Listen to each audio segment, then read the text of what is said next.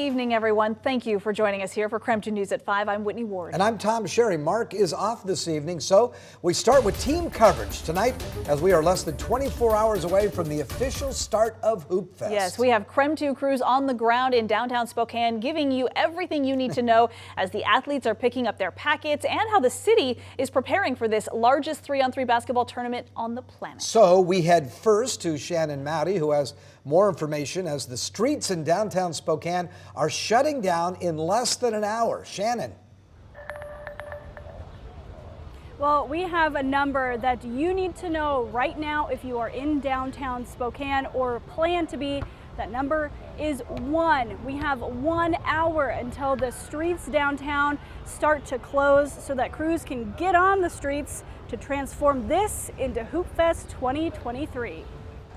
The hoops are ready, and the stage will soon be set for the return of Hoopfest.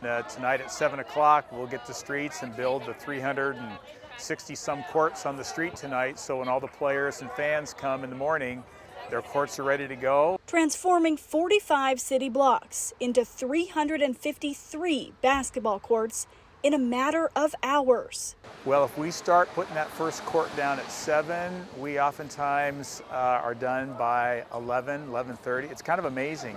It's the magic of Hoopfest you may not see unless you're one of the 75 site team volunteers like Scott Jones. It's kind of like an orchestra. We have people putting tape down, we have forklift guys putting baskets out.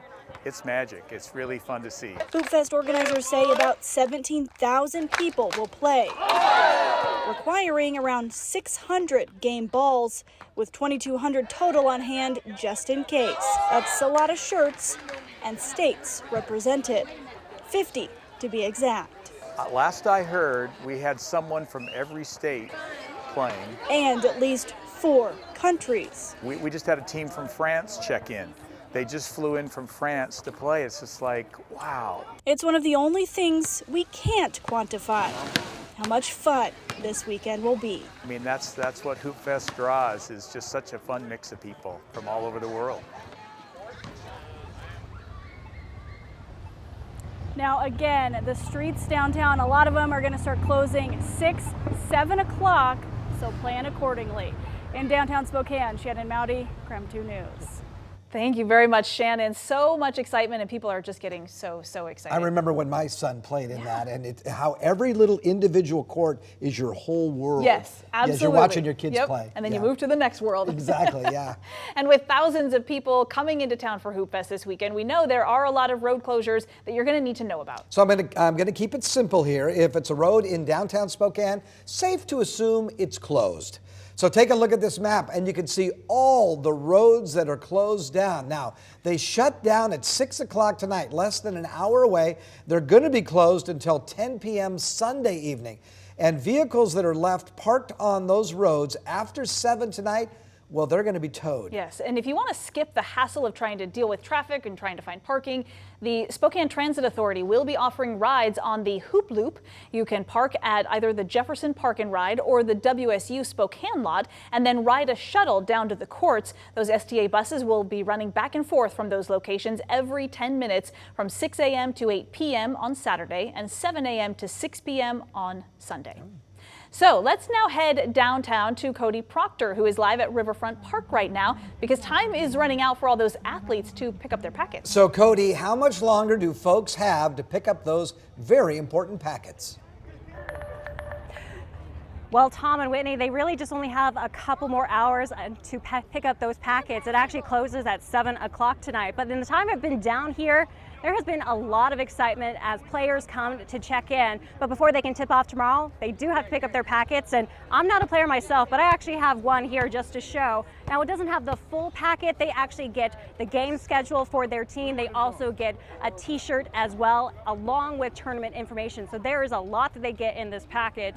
Now, according to the tournament's website, There are a lot of people expected to hit downtown Spokane for the next couple of days. Even if when you look behind me, just how many people are continuing to come into Riverfront Park. According to the tournament, they are expecting to have over 6,000 teams, about 3,000 volunteers, and about 225,000 fans. Now, one player that we spoke to today lives in Spokane Valley now, but he's originally from the Kenmore-Bothell area. According to him, he's actually been coming to Hoopfest and playing for 10 years.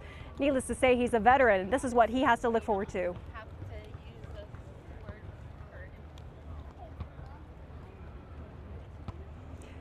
And we'll hope to...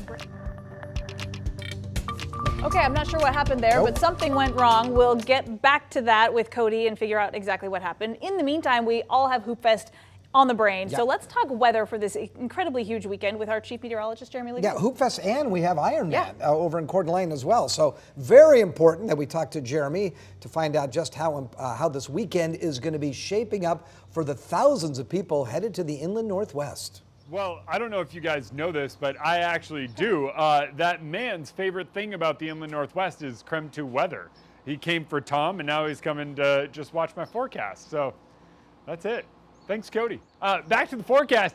80 degrees today under mostly sunny skies, and that's kind of the name of the game. Mostly sunny skies take us through the next few days, but if you're up in the mountains, you're going to find some of those storms. Our overall atmospheric pattern favors sunshine down low, but storms up high. The orographic enhancement of the mountains is what puts some of those storms at play. That's more prevalent over the Cascades. We've got a little activity heading over Interstate 90 into Montana, but for the most part, we are hot, we are sunny, and we are dry, and that's going to remain the case as we move through, I'd say, Saturday, Sunday, Monday, Tuesday, and Wednesday, and then we start drying out even more than we currently are. But for now, it's just nothing but sunshine. Keep in mind, all weekend long it is going to be hot and it is going to be sunny. Today, we topped out around 80. Tomorrow, 83. Sunday, 84. And by Monday, we are up in the mid 80s and getting even warmer. It is going to be a scorcher next week, and this weekend is just a preview of what is to come.